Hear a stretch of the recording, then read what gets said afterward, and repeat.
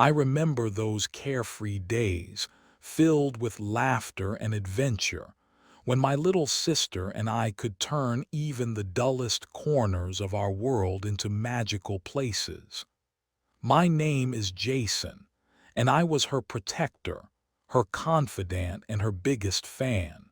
She was just 5 years younger than me, but the gap felt like an entire universe.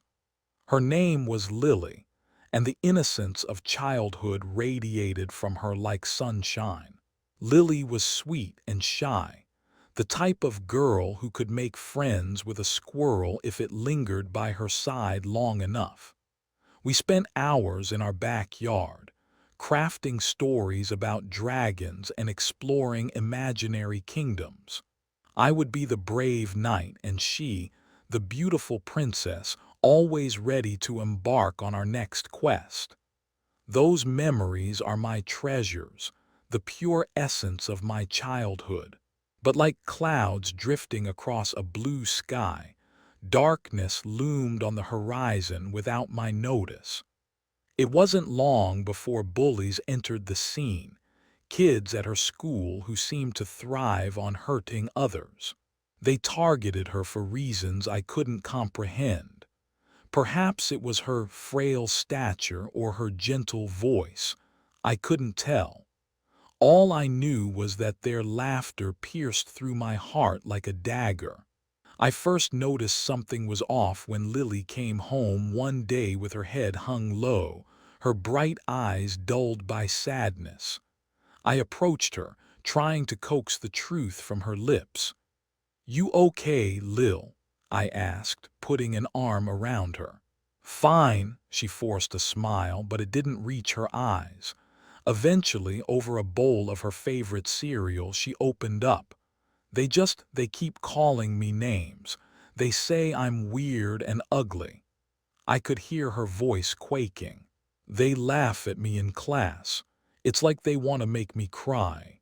And just like that, my heart shattered into pieces.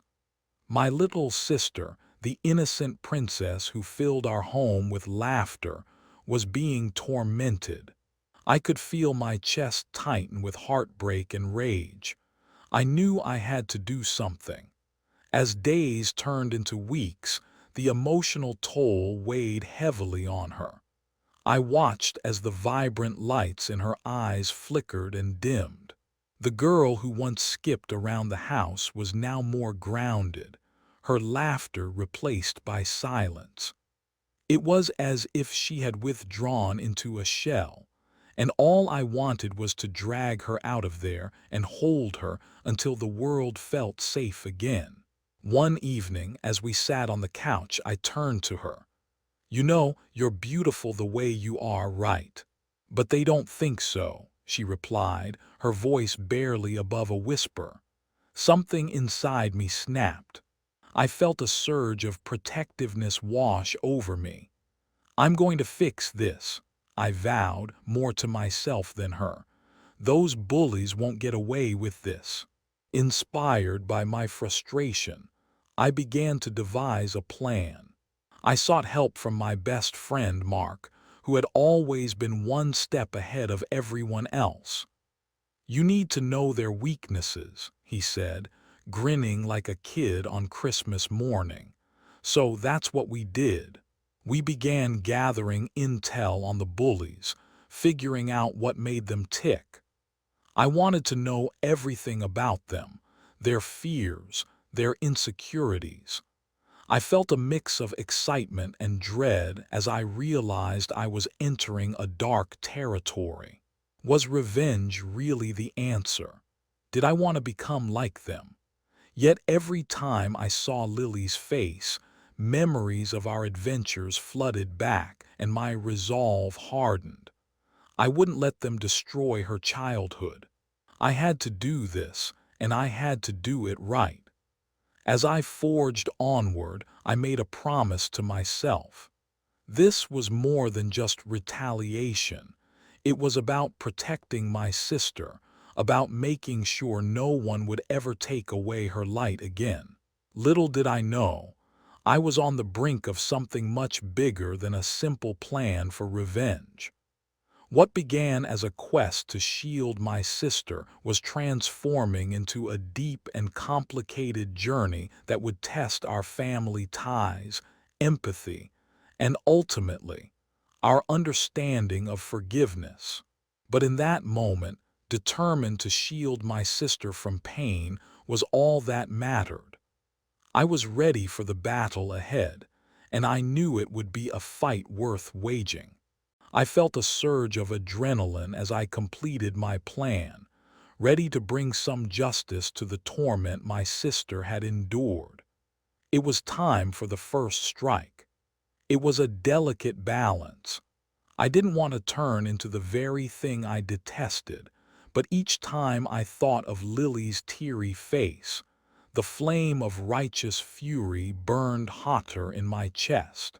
Armed with a few clever ideas, I enlisted Mark's help, and we monitored the bullies' routines. One afternoon, as I watched from a distance, I spotted Ryan, the ringleader. He was loud and obnoxious, always flanked by his friends who laughed at every terrible joke he told. What I didn't realize then was that under that facade of confidence lay a fragile ego, one that I intended to expose. The first prank was simple. I discreetly swapped his lunch with a concoction of mustard and gummy worms. It was innocent, harmless, and a classic middle school prank. That afternoon, I watched in glee as he sunk into humiliation, the cafeteria erupting in laughter as he opened the container filled with colorful betrayal. My heart raced, not from the thrill of revenge, but from the fact that Lily was with me, witnessing the turn of events. "Isn't that a little harsh?" she whispered, a frown creasing her delicate brow. I had expected this reaction. I knew she would feel guilty, still holding fragments of the innocence we had shared. "It's just a prank, Lil. They need to know how it feels," I replied. I hated that I was dragging her into this mess, but I couldn't help myself. With each small victory, a part of her dimmed, and the other part began to flicker to life. There was an empowerment in seeing those who once bullied her now squirming. As the weeks rolled on, I focused my energy on undermining their social status with a series of subtle pranks.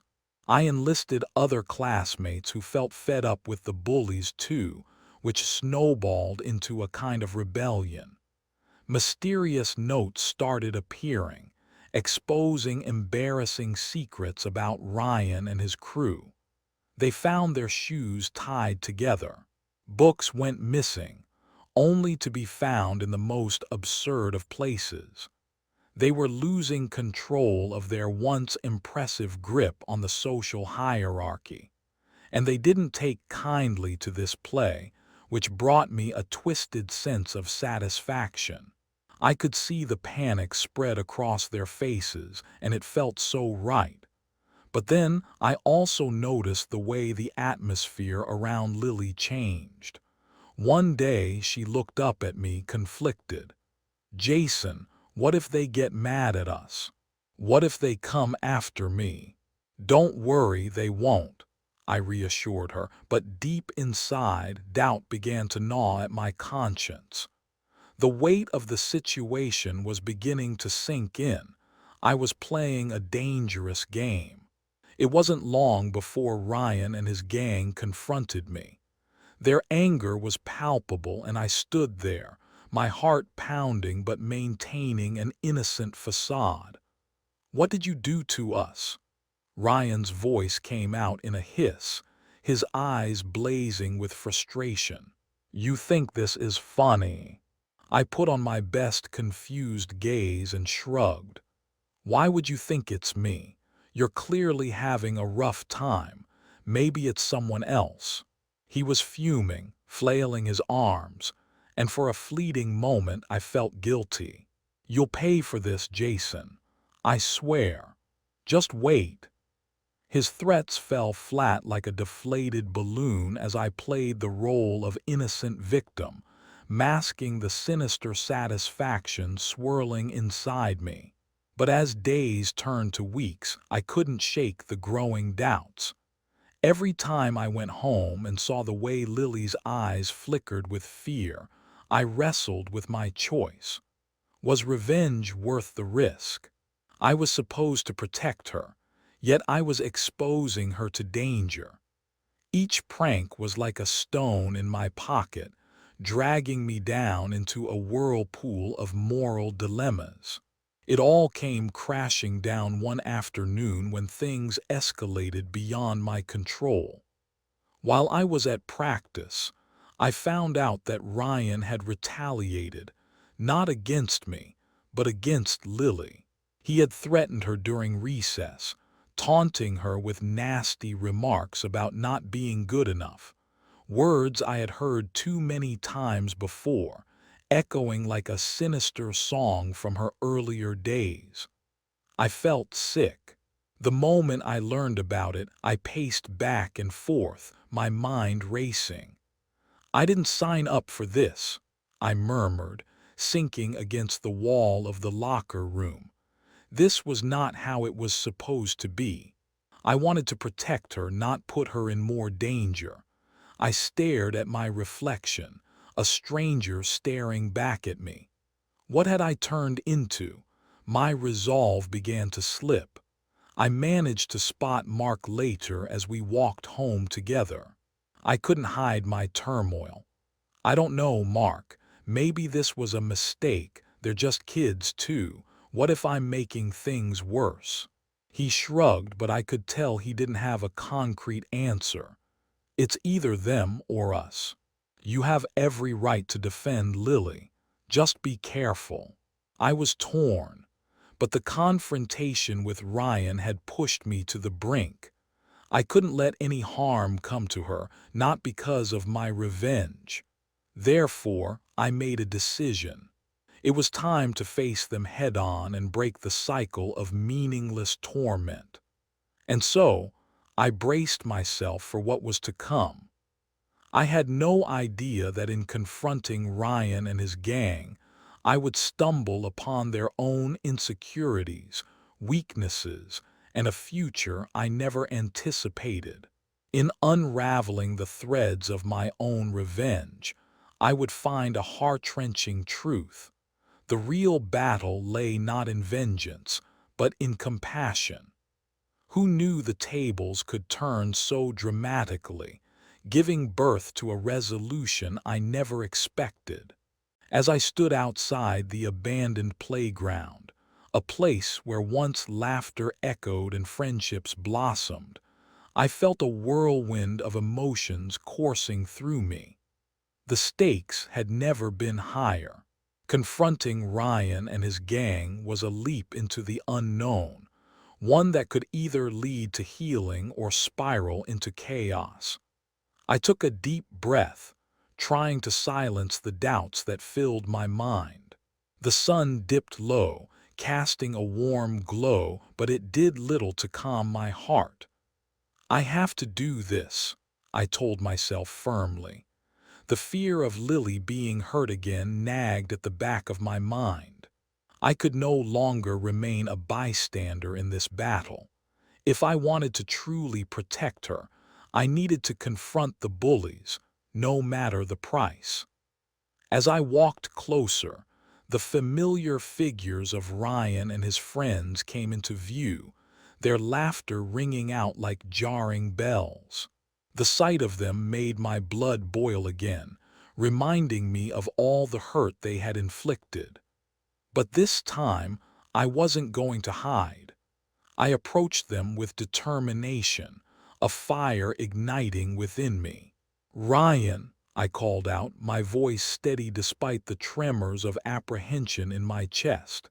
He turned, the mocking smile fading as he assessed my expression. "We need to talk." "What's it to you, loser?" he retorted, stepping forward, his minions flanking him like rabid dogs ready to attack. You think you're tough just because you did some pathetic pranks. There's nothing tough about what I've done, I replied, choosing my words carefully.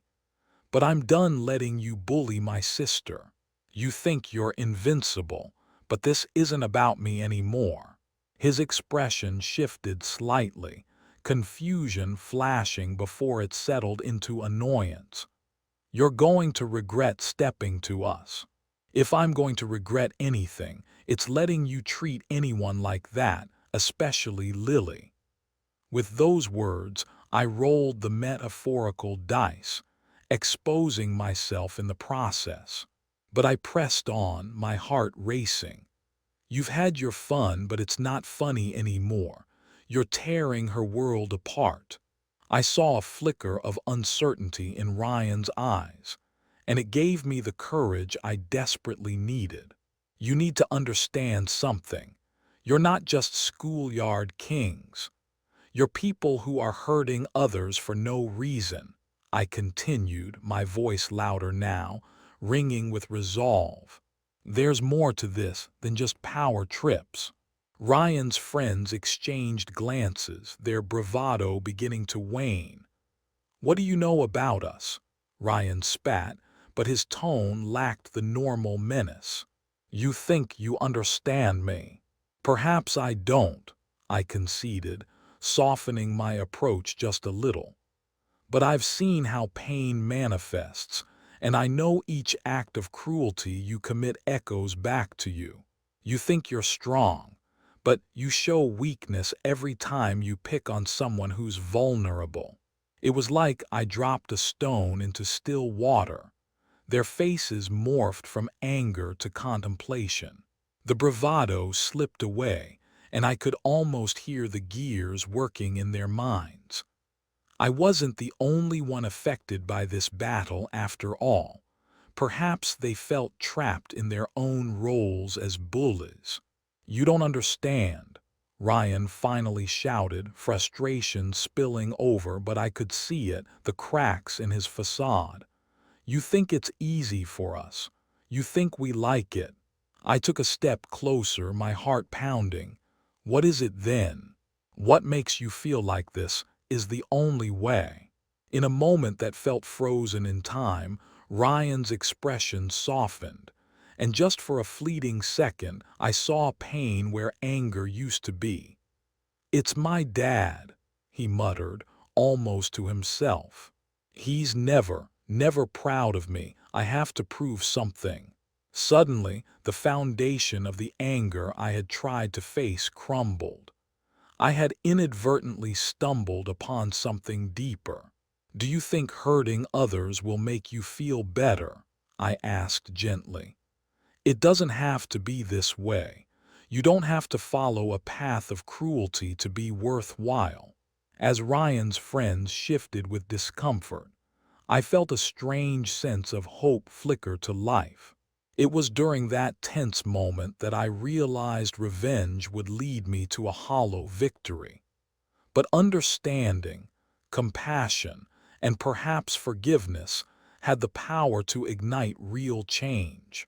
We can be better than this, I urged, the words pouring out of me with sincerity. You can be better than this. Maybe instead of bullying, you can find a different way to prove your worth. Ryan was quiet, his fists unclenching. Moments ticked by, thick with tension. His friends looked at him, then at me, awaiting his response. I held my breath, wondering whether I had overstepped or opened a doorway to healing. Just then the bell from the nearby school rang, cutting through the thick silence. It was a signal to retreat, but Ryan stood his ground, mulling over the exchange. I don't know, he finally replied, his voice small. Maybe you're right. I didn't know what the next steps would be, but in that moment I felt victorious in a way I hadn't anticipated. Days passed after that encounter, and I noticed changes brewing. Ryan and his gang, though they still hung around, showed signs of retreating from their previous cruel behavior. And then came the biggest twist, the most unexpected turn of events in this journey. One sunny afternoon, while I was waiting for Lily outside the school, I saw Ryan approach her. I braced myself, ready to leap into protective mode, but the expression on his face surprised me. "Lily," he called, his tone gentler than I had ever heard. She paused, looking around as he continued, "Can we talk?" The ground beneath me felt unstable. What was he doing? But as they spoke, I realized the confrontation had made an impact beyond my expectations. Ryan apologized, an honest, heartfelt apology for the names he called and the fear he caused. It was a moment that left me breathless. Lily's eyes widened, then softened with understanding. "I forgive you," she said quietly, her voice steady, "but you should never treat anyone that way again." Seeing my sister, once a shy girl hiding from these bullies, standing strong, a new kind of courage blossomed within me. Ryan's gang stood silent, witnessing the transformation of their leader. Perhaps it wasn't too late to be better, to grasp another chance like Lily had.